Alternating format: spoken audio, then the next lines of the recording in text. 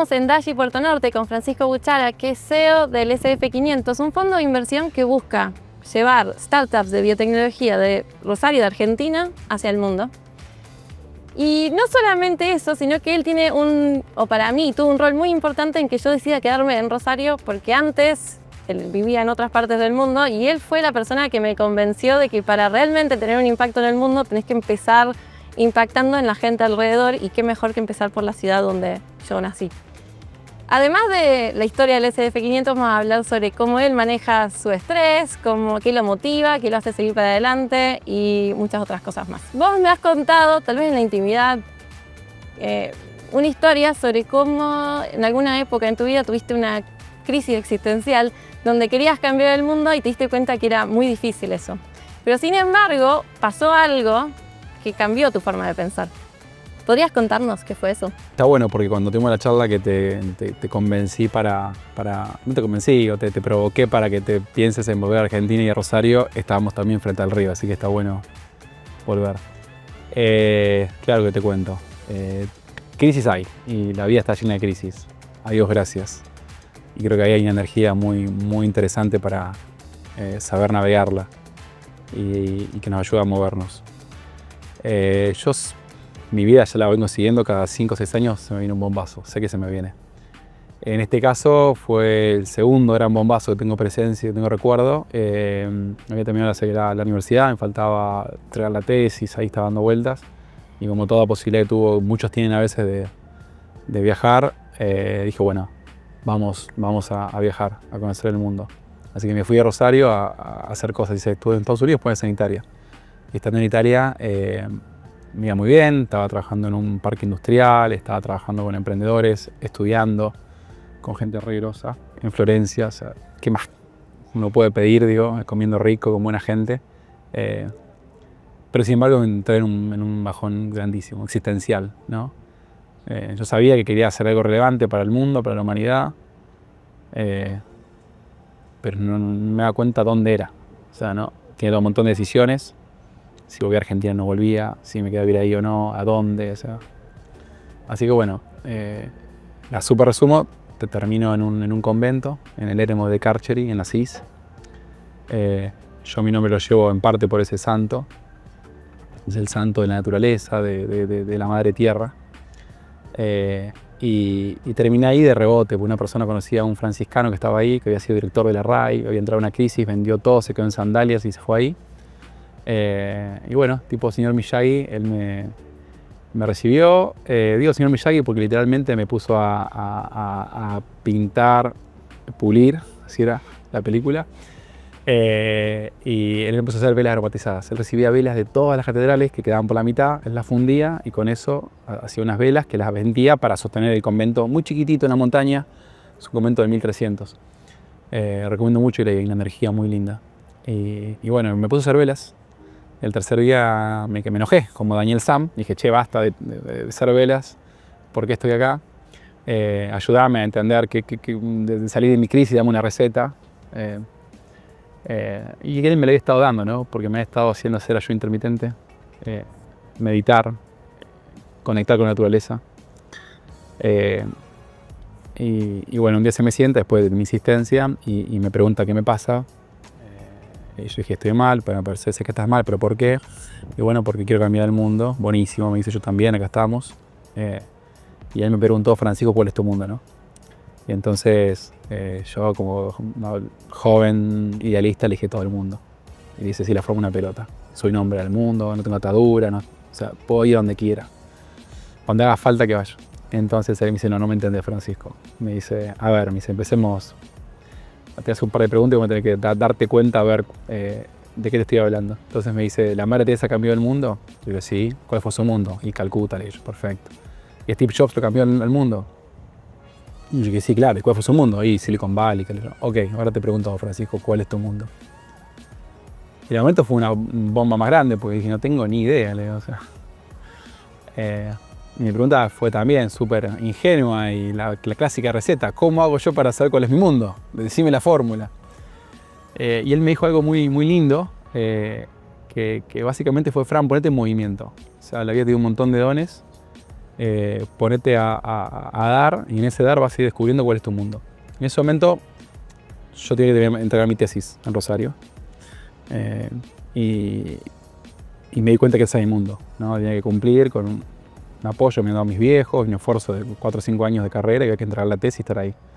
Así que dijo que este es mi mundo, es Rosario, ¿no? Y a partir de ahí empecé a tomar decisiones de una manera más, no esperando una iluminación del mundo, hacia dónde va, y si tengo que estar en... Y a darme cuenta que no importa si estás en Manhattan, si estás en San Nicolás, si estás en Rosario, si estás en Shanghái, al final del día la forma de cambiar el mundo arranca de a metros cuadrados, en tu mundo, ¿no? Entonces, siempre uno está... Ese mundo puede cambiar, por supuesto. En tu caso era Berlín cuando te conocí, hoy es Rosario. Puede ser otro. Sí, definitivamente esa fue la historia que me hizo, tal vez estoy apuntando a un lugar equivocado, apuntando a estar en Alemania cuando podría estar acá. Y sí siento que en todo este último tiempo ha habido un mayor impacto. Bueno, al fin y al cabo estamos haciendo toda esta serie para reconocer el talento acá en Rosario.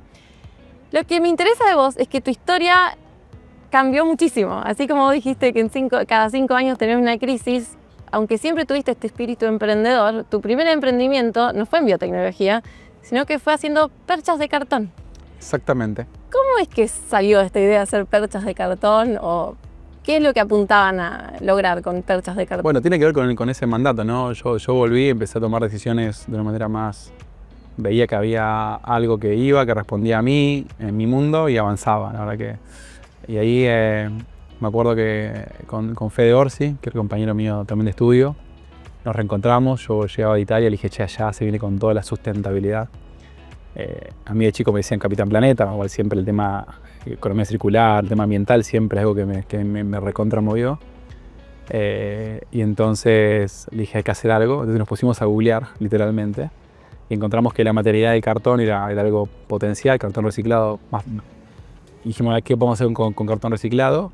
La verdad que fue un proceso de mucha ciencia. Pusimos en Google, se podían hacer, había unos chicos de Israel que hacían hasta bicicletas de cartón reciclado. Dijimos, che, no. ¿Qué es lo más simple que se puede hacer para arrancar y probar? Una percha. Son muy difíciles hacer perchas, ya les cuento, que tiene su dinámica, su lógica, su estructura. Pero bueno, arrancamos con perchas. Y la verdad que fue una muy buena experiencia, porque en muy poco tiempo armamos un modelito, salimos a convencer gente, ganamos un premio en Devo Rosario, me acuerdo. Empezamos a vender las primeras perchas, armamos un equipo y buscamos eso, ¿no? Combinar mundos, el mundo del cartonero, que le pagaban muy poco el kilo de cartón en esa época. No sé cómo estaba ahora, perdí un poco ahí el pulso. Combinarlo con el mundo de la moda. Estuvo muy bien, quizás nos adelantamos un montón. En el año 2012 la sustentabilidad no venía tan de la mano, hoy sería algo mucho más fácil. Ni siquiera existían las bolsas que hoy te dan en muchos lugares. Pero fue una primera experiencia para poder armar algo, una historia rápida, con buena gente, e intentar algo diferente. Y siguiendo con esta idea de querer cambiar cosas, no solamente fuiste emprendedor, sino también estuviste como secretario de Desarrollo Productivo para Santa Fe. En San Nicolás. ¿En San Nicolás? En San Nicolás. En Santa Fe fue de estrategia. También fue una experiencia en el medio de las perchas. Me estaba casando. Mi mujer estaba con la residencia del provincial y las perchas no nos daban para el casamiento ni para irnos a vivir juntos y todos esos gastos que se te vienen encima. Así que había que ganarse la vida haciendo otras cosas. Y yo ya hacía consultoría con un profesor nuestro que tuvimos. Hice consultoría en Bioceres, hice una consultoría, trabajé un tiempo en LBO. Sirvió como para hacerme de unos pesos, y en esa dinámica me llama el intendente de San Nicolás, que mi respuesta fue: no te voté, no soy peronista, no me gusta la política, no quiero saber nada ¿viste? O inicialmente meterme en estas cosas. Fue como que inicialmente tenía como un rechazo que para mí no. Pero bueno, la verdad que después empecé a charlar con ellos, y digo ellos porque también estaban los hijos, que hoy la ciudad viene muy bien, y nada, estaba esa posibilidad real de armar un parque. Y armamos un parque industrial en tiempo récord, que fue el primero sustentable, y fue conocer el sector público y la potencia que hay en esta combinación público-privada, que es fundamental. Yo hoy a cada emprendedor que conozco, veo que el emprendedor que sabe leer el sector público y cómo combinarlo con su negocio tiene un diferencial enorme versus alguien que reniega el sector público, ¿no? Yo creo que ambos mundos tienen más I que O. y este proyecto del parque industrial fue un buen proyecto para probar eso. Y otro proyecto público-privado, por lo menos en sus inicios, fue el SF500, que hoy en día estás liderando. Claro, perfecto. Y te diría que es como una conjunción de la experiencia con las perchas y con el parque, porque con las perchas era mucho el impacto, pero me moría de hambre. O me adelanté demasiado quizá, y tampoco supe cómo proteger la tecnología, fui corriendo lo comercial. Y con el parque me pasó que cuando llenábamos el parque en San Nicolás, que charlamos con el intendente, che, ¿cómo hacemos para, además de las muchas compañías de San Nicolás que se muevan al parque? También hice un parque en Bariloche, ahí no fue un rol tan grande, pero también. Y siempre la discusión que tenía con los intendentes era, che, ¿cómo hacemos para atraer Mercado Libres, o sea, grandes compañías al parque, ¿viste? Y nos damos cuenta que era muy difícil por múltiples factores, ¿no? Pero bueno, siempre estaba el anhelo de cómo hacer para que también el parque que haya actores que vengan del deep tech, de mucha tecnología. Entonces F500 resuelve un poco eso, ¿no? Nace por una inspiración en mi caso personal, de poder acompañar gente que hace mucho impacto en ciencias de la vida, en biotecnología, que son todos problemas relevantes para el mundo, detectar tempranamente, recuperar neuronas, como hace Claudia Banchio en Exomas, o hacer un biomaterial, como hace Diana Mondino en el IPROVIC, combinado también con la posibilidad de armar compañías con ciencia profunda y mucha tecnología, que es algo que me dolería a mí también, pero también darle la posibilidad a que intervengan inversores que quieran poner mucho dinero, algo que me pasaba muy difícil con las perchas, porque era algo muy difícil de defender. En cambio, estas son cosas únicas, donde un inversor está dispuesto a correr mucho riesgo y por ende, a poner mucha plata, por más que haya mucho riesgo, porque puede ser algo que cambie radicalmente el mundo, ¿no? Entonces, un poco de ahí nace la lógica de SF500 y fue también una dinámica de decir, bueno, una experiencia que tenía Bioceres, que es nuestro principal inversor, con una provincia que históricamente apoya la ciencia muchísimo y que siempre lo he hecho en lógica más de subsidios, pasa a tener una dinámica más de inversor.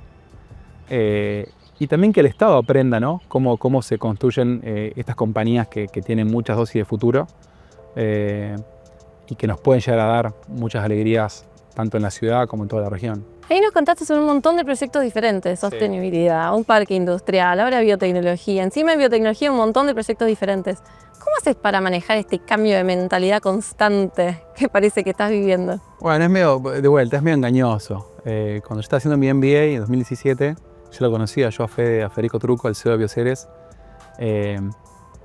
y yo le pedí a él, le digo, che, tengo un equipo gratis para trabajar con vos en un proyecto para terminar mi tesis final. Y él ahí me conectó con el gobernador anterior, con Miguel Lifti, anterior. Estaba en un proyecto de las bajas submeridionales y viendo cómo hacer biomasa a partir del espartillo. Con lo cual yo ya ahí conectaba con la biotecnología, aprendí un montón. Y después, si vos te fijás en mi línea, todo lo que estuve haciendo, al final es siempre lo mismo. Lo que hago es iniciar historias, o hago ayudar a iniciar historias, apoyándome en personas que tienen una gran pasión, propósito por lo que hacen, y buscando cómo crear contextos para que eso pase. Muchas veces son muy buenas ideas, pero fracasa por no poder armar un buen contexto para que eso crezca, ¿no?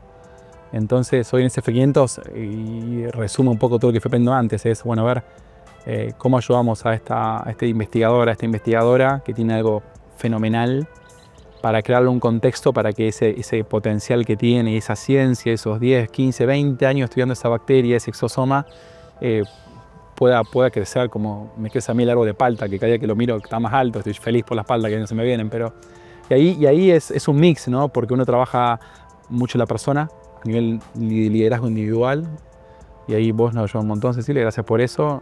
Paso el chivo, es muy buena acompañando a líderes en su evolución, en desbloquear actividades, en ver cómo cómo van desbloqueando, cómo se van dejando coachear también para ir creciendo como líderes de una organización. También el equipo, cómo pensar esta escaloneta, que no es lo mismo pensar un equipo que va a jugar un partido de 2 años que un equipo que va a jugar un partido luego en 10 años en Estados Unidos. Entonces ahí también pensamos mucho ese equipo y cómo se combina. Ahí, no sé, Flor, que trabaja con nosotros, Flor Locasio, también que está muy involucrada en la dinámica de la ciudad de Rosario. Ella piensa mucho, ¿no? Cómo ayudar a esa combinación para que no se caiga. Después también ayudamos en términos de del producto, la tecnología, algo que también hice muchísimo, pero es dónde poner la energía, y los recursos son muy finitos para que ese producto avance en la dirección que tenga que avanzar. Al final es como que siempre hice lo mismo, nunca dejé de hacer lo que hago. Quizás se fue complejizando, ¿no? Desde una percha a un parque industrial, ahora hacer una compañía biotech global es un poco más complejo, pero al fin del día son equipos, son productos que hay que darle cierta lógica para que sucedan y germinen. Y eso es un poco lo que intento hacer. Algo que pocos saben es que Argentina tiene un montón de talento en ciencia y de altísima calidad, incluso a nivel internacional. ¿Cuál crees que es el desafío que está pasando? Porque a pesar de que hay muchísimo talento en ciencia, hay pocas startups de ciencia y biotecnología. ¿Qué es lo que está pasando que no vemos más Bioceres o bueno, Exomas ahora? Estadísticamente hoy Argentina está mejor que hace muchos años atrás.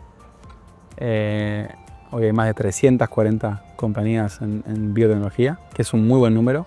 De hecho, estamos por encima en promedio de Brasil o de Chile. En la región estamos como lideramos.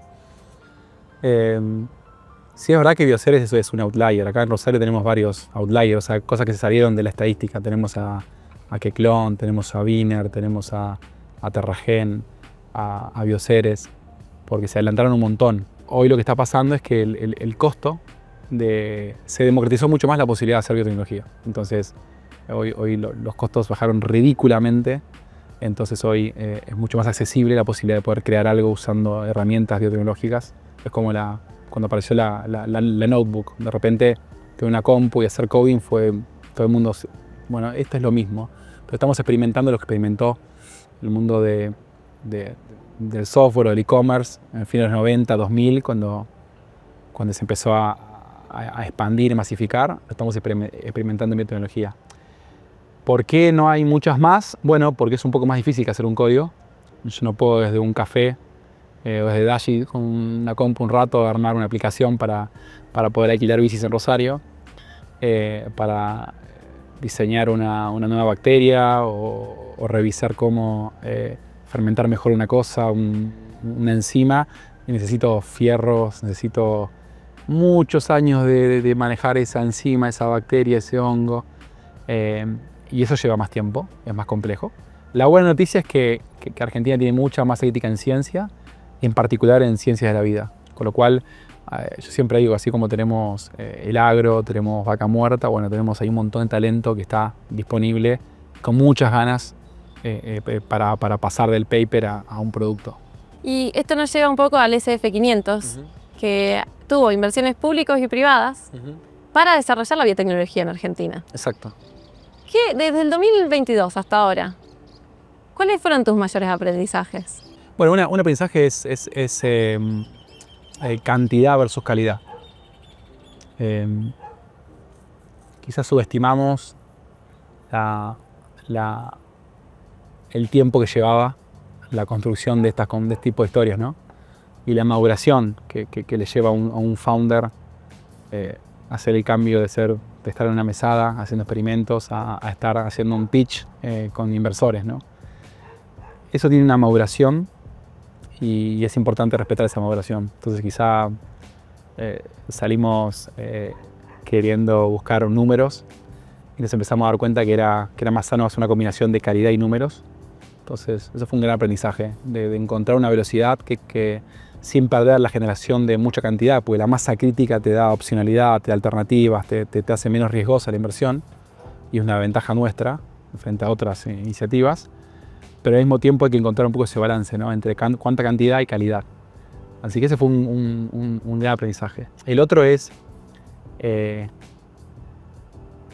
hay una universidad, hay un sector público y hay un sector empresario con una sed enorme de esto. Y voy por partes. En infinita cantidad de funcionarios públicos que por supuesto que se tienen que arremangarse y lanzar una emergencia agropecuaria porque llovió mucho, porque hay una sequía en el norte de la provincia de Santa Fe, lo van a lanzar. Pero también hay una gran riqueza, hay una gran sed de estos funcionarios de aprender cómo se construyen estas compañías que son diferentes, que tienen otras dinámicas, que es lo no convencional a lo que, por cómo se pensó el Estado, ¿no? Entonces ahí veo como también los reguladores, veo como unas gran ganas de aprender. Eso para mí es fundamental. También de las universidades. Todo el tiempo recibimos llamados de universidades de acá de Santa Fe, de Mendoza, de Córdoba, de Salta, de Bariloche, de todos lados. Con profesores, vinculadores tecnológicos, todos queriendo aprender y ver cómo se construyen este tipo de compañías o cómo le arman una especie de pretemporada a sus investigadores, a sus estudiantes para que después puedan llegar mejor a aplicar a un fondo, una aceleradora. Y después en términos de los empresarios fue una mayor sorpresa, sobre todo en este tiempo, que se estuvieron sumando nuevos inversores a SF500. Me vino a ver muchos empresarios que tienen negocios de economía más tradicional, convencional, alguien que produce en un campo cereales o alguien que, por ejemplo, tiene industria, produce medicamentos, que dice, che, está buenísimo lo que yo tengo, pero se me viene encima un futuro muy incierto, necesito generar opcionalidad. Generalmente son segunda o tercera generación. Mi viejo me banca, mi tío me banca, porque ahí tiene que ver. Fran, me interesa aprender, meterme para ver cómo combinar de alguna manera este gran valor que tiene mi negocio, que tiene mucho presente, que factura, que anda bien, genera empleo, desarrollo. Trabajo con muchos industriales acá de la región, con todo el equipo ahí de Che Alta Industria, viendo, pero al mismo tiempo tienen que ver cómo le pones dosis de futuro, ¿no? Y ahí es el rol de la startup, que tiene mucho futuro, pero poco presente. Entonces ahí también veo que fue un gran aprendizaje también del potencial que hay en estos actores para poder construir más. Algo que tiene muy especial el SF es que ustedes convierten a científicos en fundadores de empresas. ¿Cómo hacen eso? A ver, yo no hago nada, son ellos que saltan. El que es científico toda su vida. El método científico como forma de trabajo en esencia es lo que son y lo que saben hacer, y también se puede aplicar a los negocios. Eso yo lo aprendí mucho de Federico Trucco. Yo soy enamorado del método científico. Por mi formación más en negocios y más humanista, no conocía muy poco de eso, ¿no? Donde hay una idea, o sea, una hipótesis, y uno intenta demostrar eso, ¿no? Y provocar con eso. Entonces, también escuché decir que hacer ciencia es partir de cosas existentes, de descubrimientos de otros, combinarlas de forma diferente para crear algo nuevo. Y hacer un negocio es eso, es ver cosas que ya existen, analizarlas, combinarlas de forma diferente para armar algo nuevo. En ese salto que hace un investigador o una investigadora,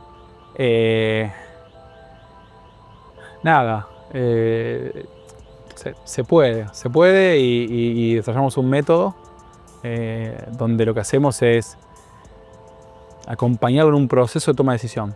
O sea, lo que hace un investigador que salta a emprender, inicia un proceso muy arduo de toma de decisión. Porque no solamente involucra a su persona, involucra a su familia, su dinámica laboral. Va a tener que decir que no a un montón de cosas para decirle que sí a otras. Y esas renuncias son fundamentales, y decirles que sí a otras, que también te va a poner incómodo, ¿no? Entonces nada, si querés, lo que aprendí mucho es no ser rígido. Nos pasó que muchos investigadores pudieron hacer ese pasaje de una manera muy bien, y hoy ni van al laboratorio, tienen una cabeza del CEO del negocio. Nos pasó con otros que dijo, ay no, la verdad que yo no me la banco, no me siento capacitada, suelen tirarse muy abajo y pese a que son muy inteligentes, y salimos a buscar potenciales socios, y probamos con uno y probamos con otro, ¿viste? Y bueno, y mientras tanto esta persona seguía oficiando de la CEO porque había que tomar un montón de decisiones, y nos terminó demostrando que ella podía tomar ese rol, ¿no? Eso me pareció algo fabuloso, pero fue un descubrimiento del proceso. Y después hay otros que se dieron cuenta en el camino que no estaban para eso, que lo estresaban mucho, que no dormían, no descansaban, qué sé yo. Y bueno, tuvieron la humildad de pedir una mano y de reacomodar el equipo. Y también hubo otros que fracasó esa combinación. Y bueno, es una lástima, pero es parte del riesgo que uno toma. Y bueno, armaremos otra cosa, ¿no? ¿Cuál fue la última película o serie que viste? El Archivo Tormenta es un libro, no estoy mirando series. ¿Quién es un referente en tu vida o tu carrera? San Francisco de Asís. ¿Qué haces para despejarte o para relajarte? Yoga, o deporte. ¿Cuál es tu lugar favorito en Rosario? El río, ¿Y qué crees que hace único a Rosario? el espíritu emprendedor. ¿Cuál es un consejo que das, pero te cuesta mucho seguir? Disciplina, orden, método. Considerando que la biotecnología es algo internacional, ¿por qué decidieron instalar el SF500, este tipo de fondo, acá en Rosario? Múltiples factores, pero es porque es el mejor lugar. Rosario es la capital de la biotecnología de Argentina, por múltiples factores. Ciencia, compañías, que yo te fui contando, espíritu emprendedor. Así que por eso estamos ahí en 27 del Río, en INDEAR, en el espacio de CONICET, desde hace ya 3 años. ¿Cómo te imaginas el futuro del SF en 5 años? Me lo imagino, bueno, ya con cientos de compañías allá apoyadas y funcionando, y ayudando a replicar lo que hicimos en Rosario. Si hoy trabajamos con otras ciudades, pero más fuertemente con más ciudades, replicando este caso. Y si todo sale como te lo imaginas, en 10 años, ¿cómo te imaginas que va a ser Argentina? Me cuesta pensar en Argentina. Pienso siempre en metro cuadrado local y pienso en Rosario, pero imagino... ¿Cómo va a ser Rosario? Ok, ¿cómo va a ser Rosario? Me imagino con 20, 25 bioseres acá, generando mucho empleo, trayendo inversores de todo el mundo a ver Rosario. Un sistema científico súper integrado con el sector privado, un sector público armando nuevos vehículos para desarrollar eso, espacios para poder testear rápidamente tecnologías, para probar regulatoriamente más rápido. El aeropuerto detonado de vuelos y de cosas, así me lo imagino. Con todo lo que contás, emprender suena súper atractivo. ¿Pero alguna vez pensaste en dejar todo esto de lado y buscar algo más estable? 100%. Pensamiento que me ataca. No todas las semanas, pero semana por medio me ataca. Es más, el emprendedor que no tenga ese pensamiento cada tanto no lo está dando todo. ¿Hay algún mito sobre emprender que te gustaría derribar? Quizás es el mito que hay de presentación, charlas, escenarios. Eso es la punta del iceberg que uno ve, pero que detrás de eso hay mucho esfuerzo, mucha disciplina, mucho método, mucho sacrificio. Es eso, ¿no? El mito para mí es sacar de encima de que emprender o que el emprendedor es alguien que está ahí, uno lo ve en el diario cada tanto. Eso es el 2%. El 98% está bajo tierra, metiéndole pero muchísimo para sobrevivir. Gracias, Fran, por estar acá. Espero que te guste el sushi de Dashi. Y gracias por contarnos la historia y aparte darnos como esta idea inspiradora desde que Rosario se pueden lograr cosas increíbles, especialmente en biotecnología. Yo no sabía que era la capital de la biotecnología en Argentina. Y espero que esta historia le pueda servir a un montón de gente que tal vez ni se le ocurre que pueden emprender o empezar una startup desde acá mismo. Sí, Rosario tiene todo para hacerlo. Hay buena gente, pasás bien, comes rico. Y qué mejor que eso para armar algo. Bueno, muchas gracias. A vos.